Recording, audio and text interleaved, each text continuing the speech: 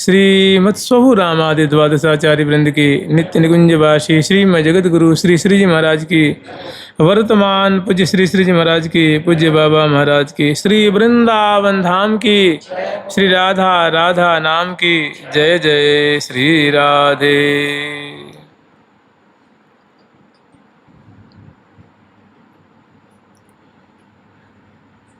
जाकू मन वृंदा विपिन हरियो, श्यामा श्याम स्वरूप सरोवर परिस्वारथ बिसरियो। जाकू मन वृंदा विपिन हरियो। आचार्य चरण कह रहे हैं, हम लोग स्मरण कर रहे हैं वृंदावन की महिमा। वृंदावन की महिमा कैसी है, वृंदावन की उदारता कैसी है, वृंदावन की वत्सलता कैसी है जीवों के प्रति कह रहे हैं, और वृंदावन का सौंदर्य कैसा है, उनकी माधुरी कैसी है, चमत्कृति कैसी है।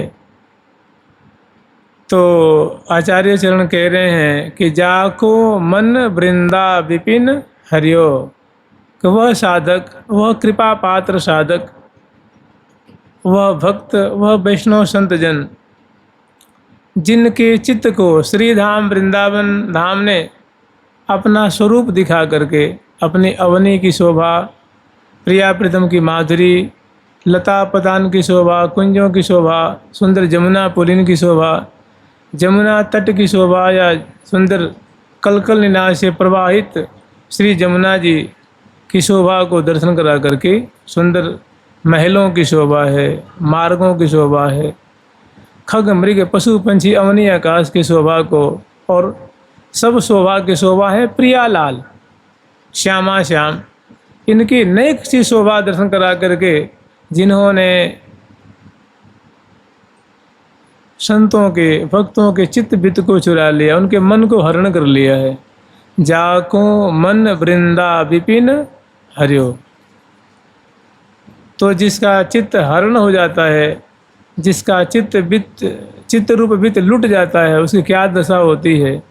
तो कह रहे हैं श्यामा श्याम स्वरूप सरोवर, वो सदा सर्वदा श्यामा श्याम की जो मादक माधुरी है, प्रियाजू की मंद मंद मुस्कान है, प्रियाजू की चितवन है, प्रियाजू के चरण कमल की माधुरी है, अन्नवट बिछिया की शोभा है, मुखमंडल की शोभा है, सुंदर वेणी की शोभा है। इसी तरह लाल जी की सुंदर अद्भुत उनके मुख कमल की शोभा, चरण कमल की शोभा, नेत्र कमल की शोभा, मृदु मृदु हंसी की शोभा में वो साधक डूबा रहता है। श्यामा श्याम स्वरूप सरोवर, श्यामा श्याम की जो माधुरी रूप सिंधु है, छवि रूप सागर है, उसमें उसका मन रूप मीन उसमें समाया रहता है।